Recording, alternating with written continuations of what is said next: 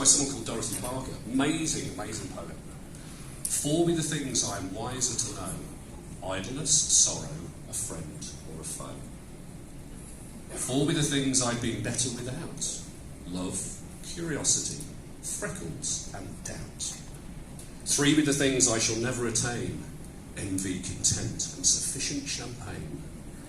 3 be the things I shall have till I die, laughter and hope and a sock in the eye. So Dave, why are you reading that poem out to a group of healthcare professionals on a Thursday morning? It's for these 2 lines here. 4 be the things I've been better without, love, curiosity, freckles and doubt. Now Dorothy would have you believe that self-doubt, and I'm going to use self-doubt instead of doubt, is something which is to be got rid of. And by the end of this presentation, I want you to actually think about how you can embrace your self-doubt and how you can embrace your stress and use it to actually help you to be better in what you do. Is that okay with everyone? Oh, that wasn't too bad, was it? So, a bit of a disclaimer, and that's really my disclaimer. Actually, I'm not going to fulfil the overcoming stress and self-doubt in practice. It ain't going to happen. So, if you want to get up and leave now, that's absolutely fine. So I was asked to do this talk first of all in 2020, and actually I didn't realise until talking to Dr. Paul this morning that actually he puts the programme together. I thought it was a little bit like this, that you get a phone call from primary care and they say, Dave, can you talk about this for us? And me being a bit of a speaking whore go, yeah, I'll speak about that for you. And they go, thank you very much. Here's your title. And then you have to fit something into it. But apparently it doesn't work like that. Paul actually comes to that, so thank you all. Appreciate that. So when they asked me to talk about this, I realised that I had to find a bit more information about this. I had my perceptions of what stress was, I had my perceptions of self-doubt, and I had my experience of what it was like to be in a healthcare situation with those 2 things. So I went on a little quest, and that is actually me going on a little quest for those people who can actually see the slides. And I did some research. Who were the proper researchers in the room? There's proper researchers in the room. I'm doing a little bit of research, and it's not proper research, but it's something to start off with. And so I did what everyone does, which is to go online, and in particular into UK Podiatry and ask questions. And I put this questionnaire up. I got 287 responses back, which I think you'll agree is pretty good. And I had some absolutely amazing stuff which came from it. And I asked questions about the workplace, where do you work, private practice, NHS. I asked about stress, self-doubt and overwhelm, and then in particular I asked, what is it you do to manage those 3 things? And these are the results we got back. So, come round here, you can't see it, you probably can't see it over there anyway.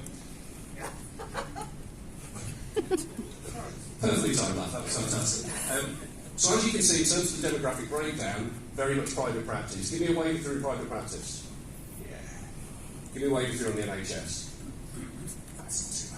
No, it's a thumbs down for.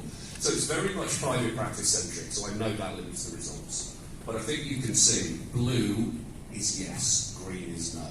I think you can see that pretty much people are saying that they have stress, they have self-doubt, and a bit less overwhelm. Would you agree with that? Is that what it feels like being in practice at the moment? Stress is pretty high, self-doubt's pretty high, feeling overwhelmed? All those arms that we see now because they're all in the back. One at the back, there we go. Thank you, Catherine. This data is from 2020. If I ran this again now after the last 2 years, what do you think it would look like? I think it would look pretty similar. Once we've looked at the numerical data, I started to look at the actual qualitative data. And I shoved this into a piece of software online, and these are the words which came out for what people were trying to do to actually manage all of these different problems with stress, self-doubt and overwhelm. Big words are the ones which came up the most, and there's some great stuff in there. People were working really hard in order to manage these things. But over the last couple of weeks when I sat with this, I realised there was one word which jumped out for all of this for me. And it was that. Well-being. I asked my dad recently, I said, I'm going to Ireland to speak, which is the international speaker bit, and he said, what are you speaking on? I went, well-being. I said, what's that? And I realised I couldn't answer it. So I found this quote. This is from Riguri et al., so there is a little bit of research in there. And there's some words, and I'm not going to read it out for you. If you need to read it out for you people over there, yes please. Okay, I shall read it out for you because I didn't remember it because I'm not that good a speaker. The combination of feeling good and functioning well, the experience of positive emotions such as happiness and contentment, as well as the development of one's potential, having some control over one's life, having a sense of purpose, and experiencing positive relationships. Is that okay? Is that my best voice? You might not agree with that definition, but there'll be some bits which jump out for you, whether it's happiness, whether it's purpose. But there's something very, very clear when it comes to well-being, is that when well-being is not met, three things happen. Stress, so the internal and external perception of a threat. Burnout, being chronic stress, and, because we're all in healthcare, reduced patient safety. You get stressful, you get chronic stress, patients come out with suboptimal outcomes. That's kind of not what we're here for. The great thing about well-being, though, is when we improve well-being, there are three components which we can use to kind of work towards to improve well-being. Meaning, or meaning and purpose, although they're slightly different things. Authenticity and control. So I did what any kind of interested person would do, and went back to Facebook and asked another set of questions a couple of weeks ago. I got 143 responses, which is still pretty good. And I asked questions about where are you from, what's your demographic background, but particularly I asked about meaning and purpose, can you be authentic at work, and how much control do you have at work. And these are the results we got. Now, down this end of the chart is 1. All the way up there is 10. 1 being I have no control, I have no meaning and purpose, and I cannot be authentic at work. 10 being I've got all the authenticity, I show up wearing a clown hat, everything's great, I've got total control over my work, where I work and what I do, and I have total meaning and purpose in my work. Very much skewed towards the end of everything's pretty good. And for me, and I know it's data, it doesn't fit in with the stuff we've had before. And that's something which, for me, I need to explore. I need to go back and look at this in more detail, because the questions I haven't asked, and this is critical of the bit of research I've done, is I haven't asked why. I've asked what is it you do to manage these things, but not why is it that you're having stress? Why is it you're feeling self-doubt? Why is it you're feeling overwhelmed? Because those are the questions which are really, really important, because then you can actually start to do something about it. But if we take the numerical data aside and we go into the quality data, this is where it gets interesting. Had about 30 responses at that 143 where people expanded on stuff. And I'm going to read a couple of them out for you because I think they're really interesting. And I've tried not to let my bias take me down the route of actually things aren't brilliant, but despite the answers given above, I still suffer from self-doubt and imposter syndrome. You only get what you put in. Vulnerability is part of healthcare work. You give your all, and when it doesn't work, it's heartbreaking. But aren't we lucky to give people moments of relief, happiness in their lives? The one in the middle on the bottom, actually, when I read that, that made me feel sad. I find my answers sad to read, and that was someone who actually put 2 for each one of those questions. That's someone who probably needs to have a conversation with someone for sure. And then I like the one in the bottom right corner. Having control over workload only works if you are real mean. Who's real mean in here? Here we go. But it's really interesting that I think the numerical data is great, but it's when you get into the quality stuff, that's when the really cool stuff happens. And I haven't gone into it any more than just putting it up on the screen at the moment, but I've got some really interesting ideas about where I would like to take this. And no, Dr. Paul, that's not a PhD I'm looking for at the moment. But what does this all mean? Well, first of all, it means that stress and self-doubt are subjective. What's stressful to me is not going to be stressful to you. Some of you will be going, I couldn't stand up and talk to a room full of people. For me, yeah, got a bit of nerves up here, but otherwise it's fine. It's very subjective. But what it does kind of really get me thinking about is how there's actually a game to play here.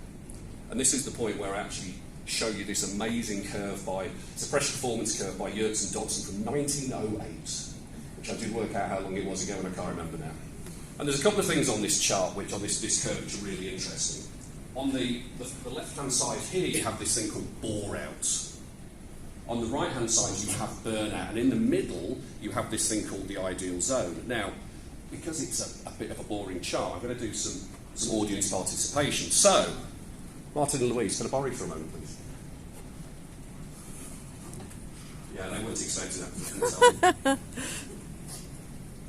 So, let's bring that chart back up as well. Martin, can I get you to stand there? Louise, can I get you to stand there? So, Louise, say hello. Hello. Morning. Morning. So, I'm going to label them with things and it's not going to be very pleasant. Today, you are bore out. Okay, can you handle that? Cool. And you are burnout. So, I am the ideal zone, obviously, in the middle. And look how much space I've got. Feels really good. I can move around a little bit. I can get a little bit stressful here. My self-doubt can go up, but actually, I'm not burning out. I come all the way down here. My self-doubt is not a problem, and my stress isn't a problem, but I'm cool. But what happens if those boundaries move in a little bit?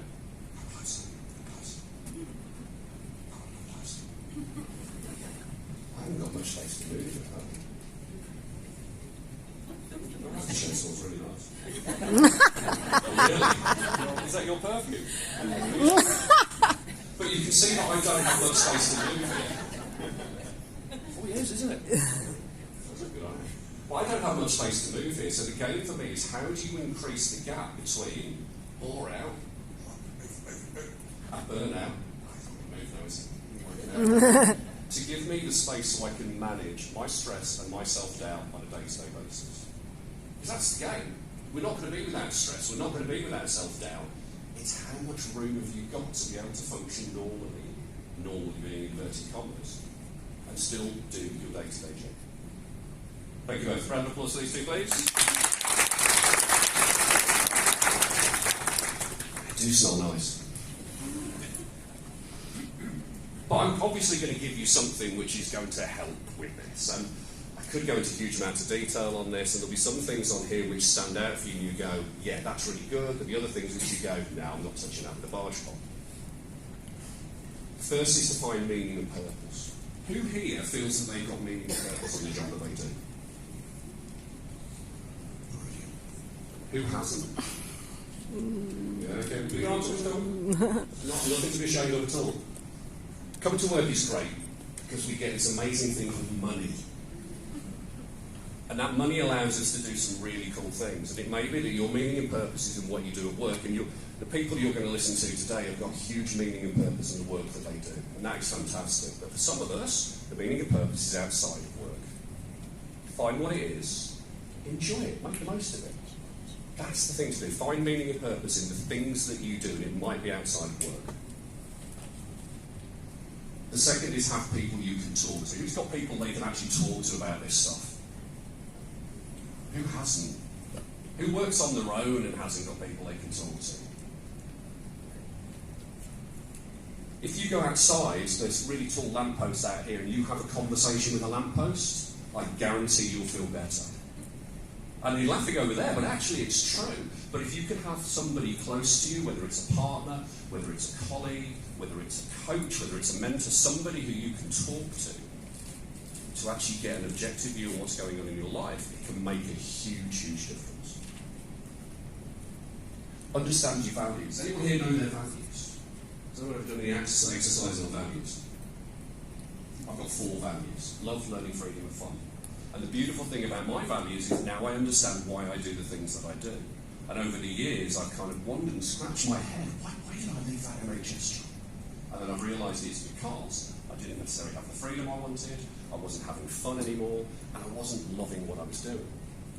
Those values are what help to drive you, they're what help to give you meaning and purpose, and crucially, when you live your life through your values, it allows you to be authentic. And I know authentic's that buzzword which you see on every influencer's kind of Instagram wall, but that authenticity piece is really important.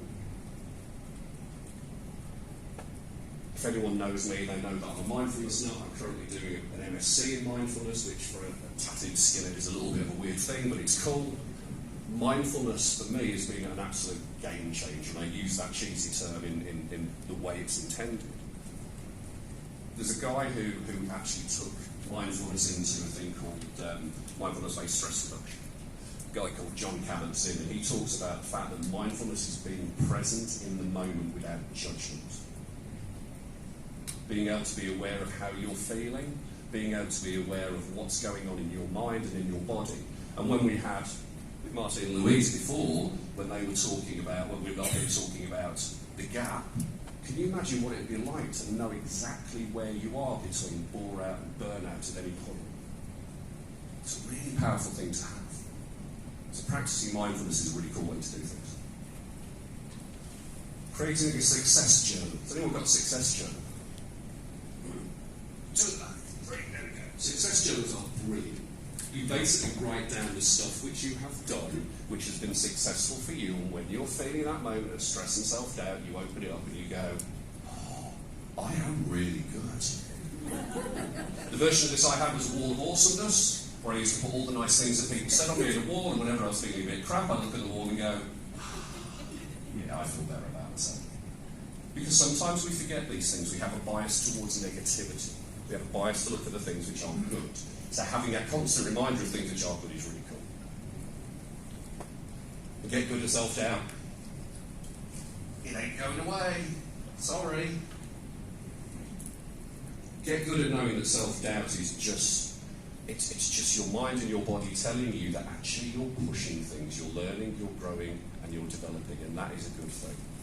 When you have the absence of self-doubt, especially in healthcare, you're probably going towards the reckless end, and you're probably going to make mistakes and people are going to get harmed.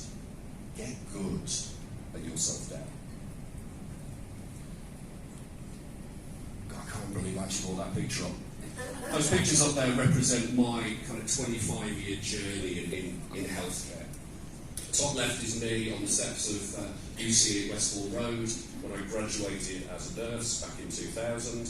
I'm at the back, obviously, a very smooth-looking bald man. I borrowed that uniform off my friend Glyn because I'd actually forgotten mine, and it was about a day later he told me he had scabies.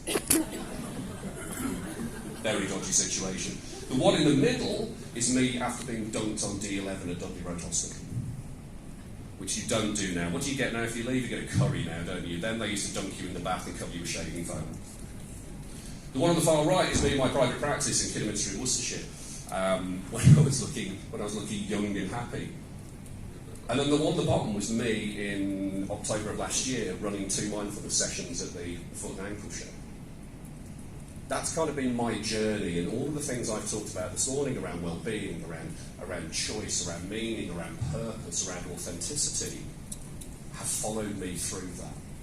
But do you know the thing which has still followed me as well? Self-doubt. And anyone who's had messages off me in the last couple of days and been talking about this knows that I've been going, I'm going to get up there and talk in front of people, and someone's going to turn around and go, actually, Dave, you know nothing. Even standing up here, there's that element of self-doubt talking to all of you. It isn't going to go away, but it's what you do with that which counts.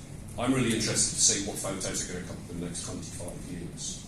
And I'm really interested to know what you're going to do with your self-doubt in your practice as well.